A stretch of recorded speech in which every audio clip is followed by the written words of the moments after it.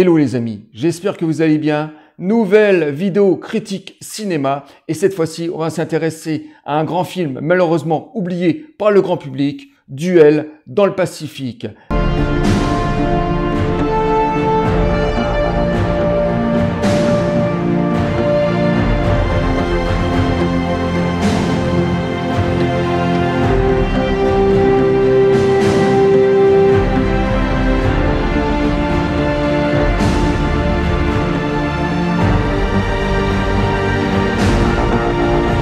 Réalisé par un grand réalisateur qui a eu du succès dès les années 60 et de tête on peut citer ses grands films surtout des années 70 et 80. On peut citer La Forêt d'Émeraude, Délivrance, Excalibur. Ensuite il a fait des films un peu plus mineurs de série B comme Zardos qui est plutôt regardable, L'Exorciste 2 qui est une suite banale que j'apprécie pas particulièrement. Il a une ambiance particulière à la John Borman, un peu plus humaniste, je dirais, que le chef-d'œuvre de Franquin. Et ensuite, un excellent film qui était sorti dans les années 90, Rangoon, qui était un film qui racontait le génocide birman, donc un film très humaniste et très dur à la fois, qui nous faisait penser à un autre chef-d'œuvre, Les Déchirures, de Roland Joffé. Alors revenons maintenant à ce petit chef-d'œuvre, à ce grand film malheureusement oublié, Duel dans le Pacifique. John Borman nous raconte les désaventures de deux soldats, un japonais et un américain, qui vont défendre coûte que coûte leur propre culture. Alors c'est un film dans sa première heure assez silencieux, où tout se passe à l'ambiance, à la gestuelle, au regard des acteurs, et dans sa deuxième partie qui devient de plus en plus humaniste. Alors, au casting de ce magistral film, on retrouve Lee Marvin, le grand acteur plutôt taciturne dans le style Charles Bronson, qu'on retrouvait souvent dans des rôles de dur à cuire. Donc un acteur qui a eu énormément de succès dans les années 60 et 70. Et en face de lui, un excellent acteur japonais qui s'appelle Toshiro Mifune. Alors, excusez-moi si j'écorche un peu son nom. C'est un acteur qui a eu énormément de succès dans son propre pays dans les années 50. Il a fait une multitude de films de genre, de films de samouraï. Et ensuite, il a fait une carrière aux États-Unis. Et de tête, comme ça, je peux vous citer quelques films que j'ai vus avec lui, comme Le Soleil Rouge ou encore l'excellente mini-série Shogun, qui était sorti au début des années 80, où il était juste magistral.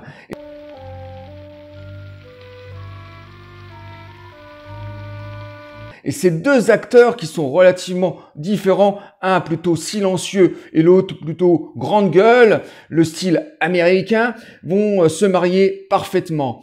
Donc dans cette première partie, ces deux lions, ces deux soldats qui sont parachutés sur cette île déserte vont se battre pour une question de territoire, pour récolter la nourriture et l'eau. Donc voilà, ils vont s'affronter, ils vont se regarder, se battre comme ça pour récolter les biens de cette île.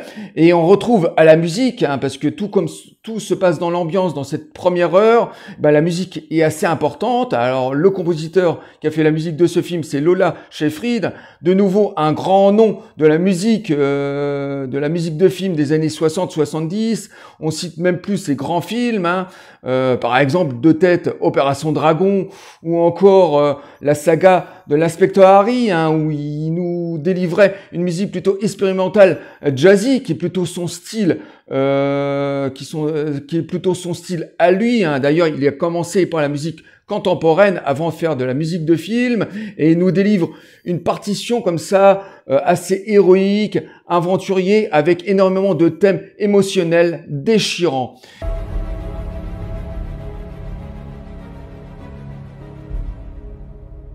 Et la deuxième heure, John Borman, cette fois-ci, nous délivre une partie beaucoup plus humaniste.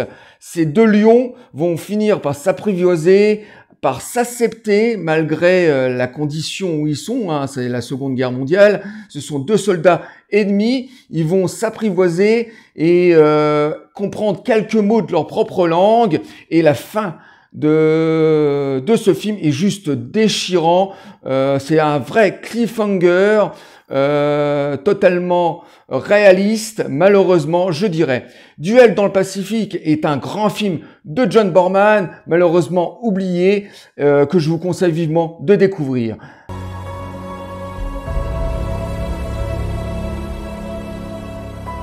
Maintenant, pour faire le parallèle de ce chef-d'œuvre, je vais vous parler d'un tout petit film qui était sorti en 1990, un remake d'un film qui était déjà sorti en 64, adapté d'un grand roman qui s'appelle Sa Majesté des Mouches. Alors, un livre à succès, très humaniste. La version de 64 était en noir et blanc, une version que j'ai vue sur YouTube d'ailleurs, qu'on peut visionner gratuitement, un film déchirant d'humanité, et ce remake c'est exactement le film de 64, sauf tourné en couleur avec un nouveau casting et un nouveau réalisateur. Alors ce film c'est L'île oubliée. Alors c'est pas un film magistral autant sur sa réalisation. La photographie est très très belle, très maîtrisée. Je dirais que là où ce film est magistral, c'est surtout dans ses scènes d'action et dans sa réflexion humaniste. On suit les désaventures d'enfants qui vont être parachutés sur une île déserte. Ce sont des cadets qui sortent d'une école militaire, donc ils ont déjà des bases humanistes et de respect de soi et des autres. Et au fur et à mesure que le film se déroule, il va y avoir deux clans qui vont s'affronter. Un groupe d'enfants qui vont redevenir sauvages, qui vont revenir à l'état sauvage, et un petit groupe qui vont rester dans le réel, qui vont rester civilisés. Et malheureusement, le groupe d'enfants qui est redevenu sauvage va prendre le pas sur les autres, et ça va apporter bien sûr une philosophie comme quoi l'homme, s'il ne prend pas garde, redevient sauvage dans toutes circonstances. Discover more than they ever imagined. More freedom than they have ever known. Et le livre était très important sur son côté humaniste, et on retrouve ça dans ce remake et déjà dans la version de 64 en noir et blanc. Malheureusement, ce film de 90 n'a pas beaucoup d'apports supplémentaires à la version de 64, tout simplement parce qu'ils reprennent toutes les scènes et dialogues de la version noir et blanc. Mais c'est un film malheureusement très peu connu que je vous engage à découvrir parce qu'il est en total parallèle avec le chef-d'œuvre de John Boorman, Duel dans le Pacifique. Ce sont deux films de survival, d'aventure très humanistes qui peut nous ramener à notre propre humanité, et c'est fait avec maestria. Ever realized. I'm gonna make another camp for hunters. You guys wanna have a little fun? Voilà les amis, je viens de terminer cette petite vidéo consacrée au chef-d'œuvre Duel dans le Pacifique du grand réalisateur John Boorman, et moi je vous dis à très bientôt pour une nouvelle aventure et une nouvelle vidéo. Au revoir. Salut les amis.